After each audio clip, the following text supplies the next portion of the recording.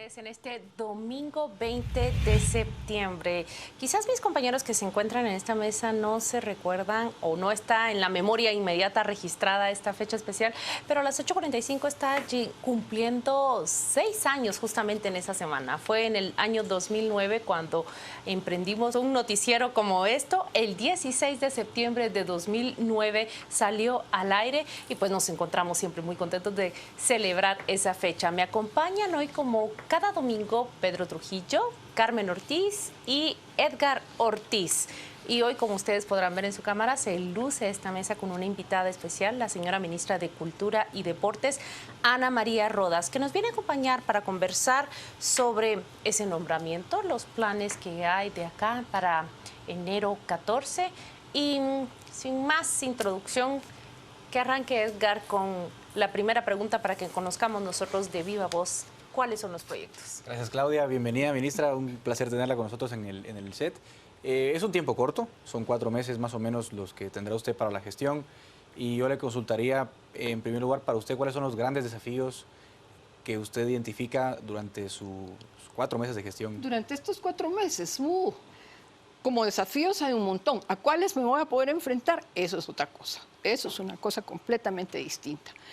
Lo primero que puedo decir al respecto es que el Ministerio de Cultura y Deportes, ese nombre es una monstruosidad. Porque cultura es una cosa y deportes es otra actividad humana. En fin, ahí empiezan los problemas. Luego llegó un momento en el que a los gobernantes, cuando iban a asumir su cargo, decían, pero es que de veras, este es un pueblo multicultural, multiétnico, tal y cual, y no sé qué. Tenemos que tener algún indígena. Pongámoslo en cultura. Y esa ha sido la realidad. Y la saben ustedes porque son periodistas, no se los tengo que explicar.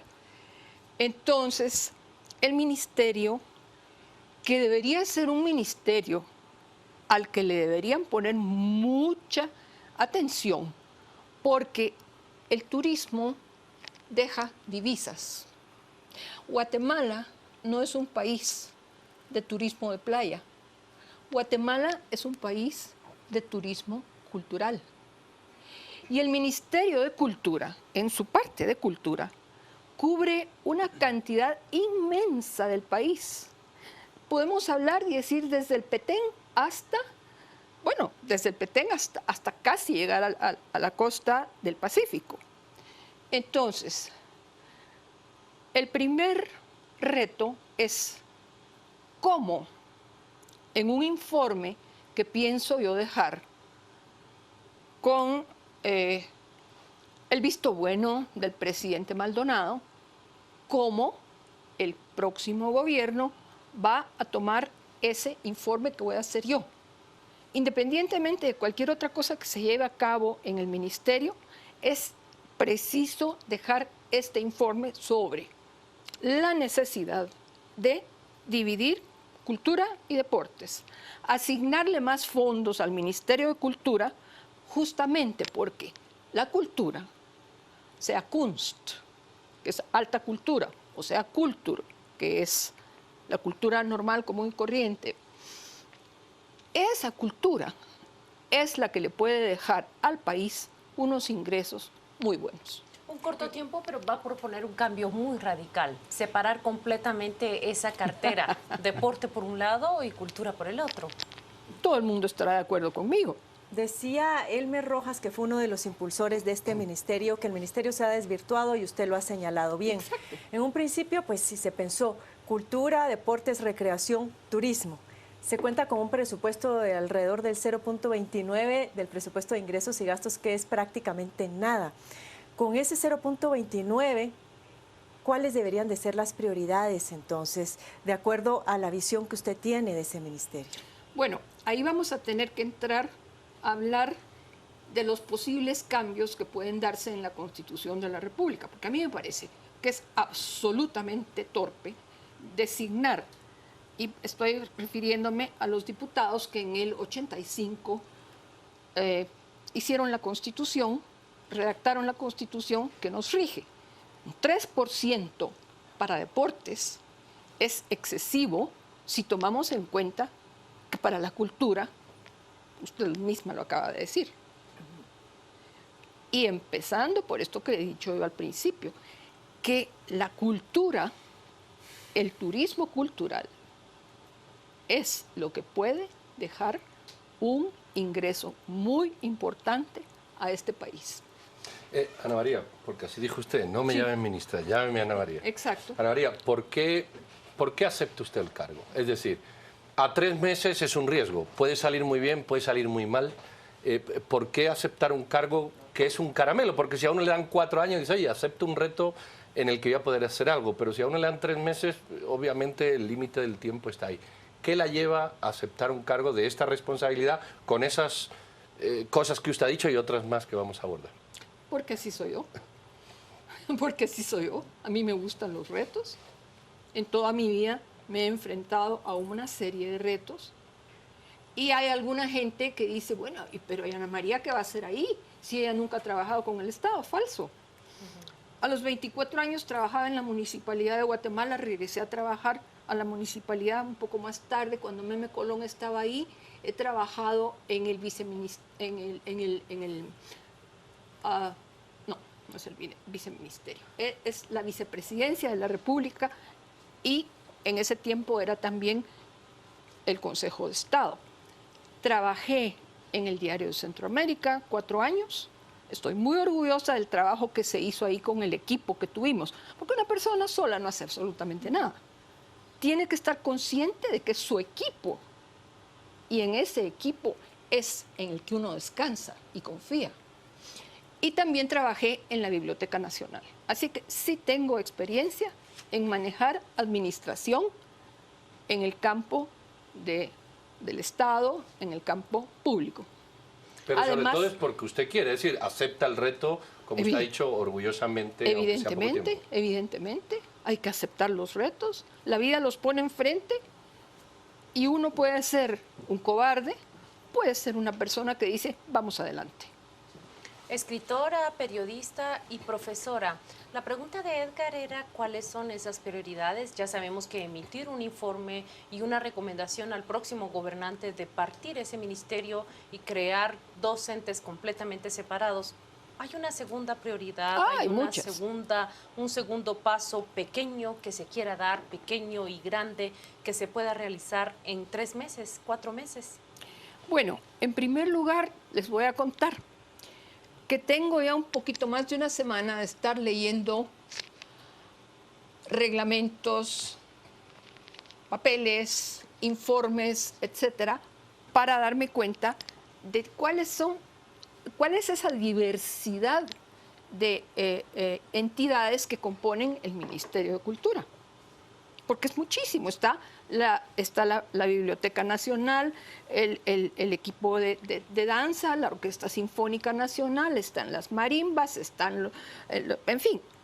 Y si yo les empiezo a hablar de todo lo que posee ese ministerio, no vamos a terminar nunca. Entonces, hay que empezar por darse cuenta, y me encantaría que el público lo supiera, que todo eso ha sido olvidado y traspapelado y escondido por los gobiernos que ha tenido Guatemala.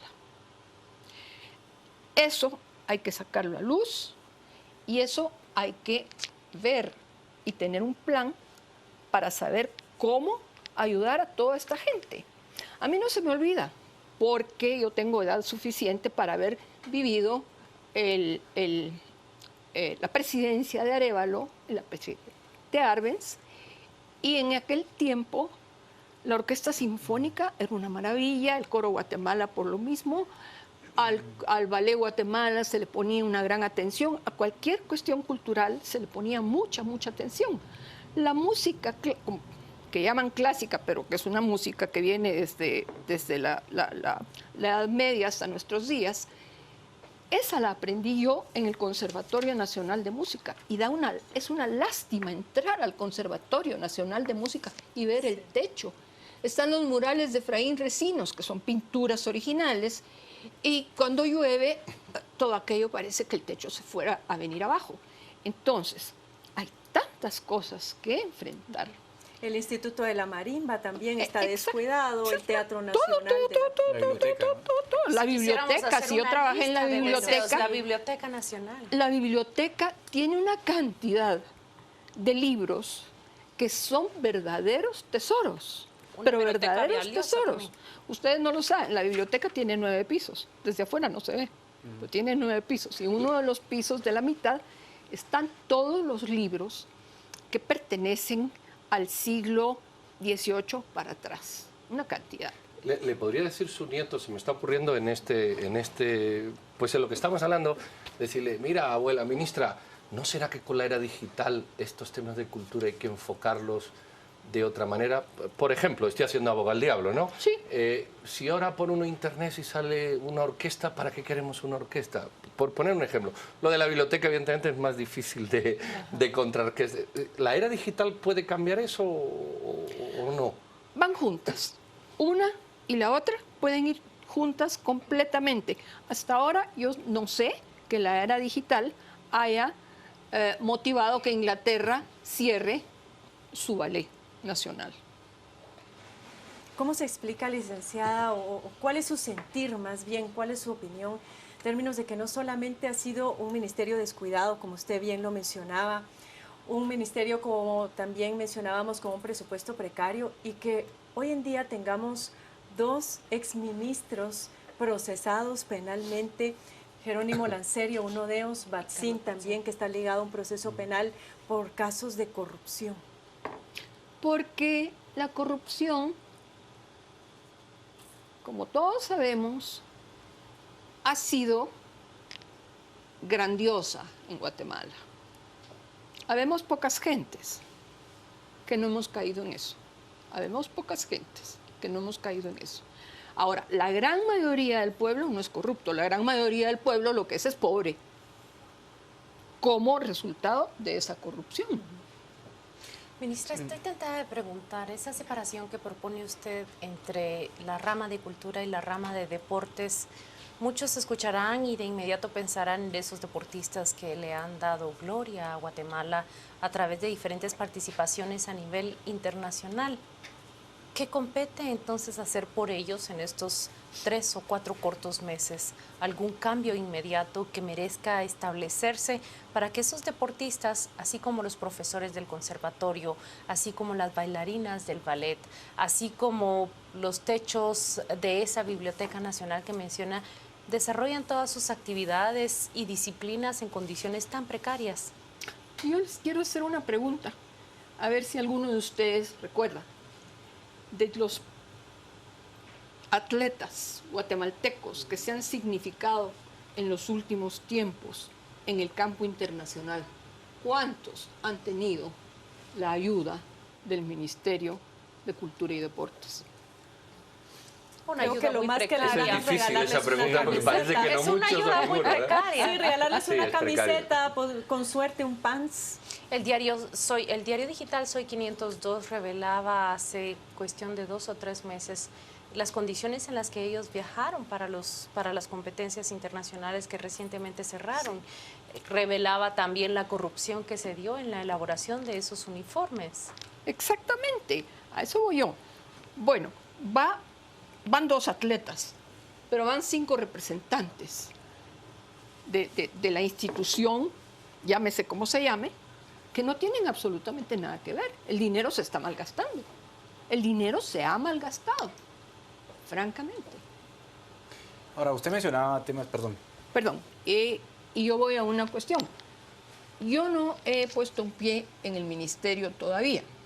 Tengo informes, he leído un montón de cosas, las ojeras me llegan por aquí porque me he pasado varias noches leyendo y leyendo y leyendo y leyendo, informándome para saber con qué me voy a ir a encontrar. Lo que no tengo todavía es con cuánto dinero se cuenta en estos momentos, porque se puede hacer de acuerdo con los fondos que se tengan. Lo que sí les puedo decir es que, según mi experiencia en la biblioteca, en el Diario Centroamérica, por ejemplo, el Estado no nos daba un centavo.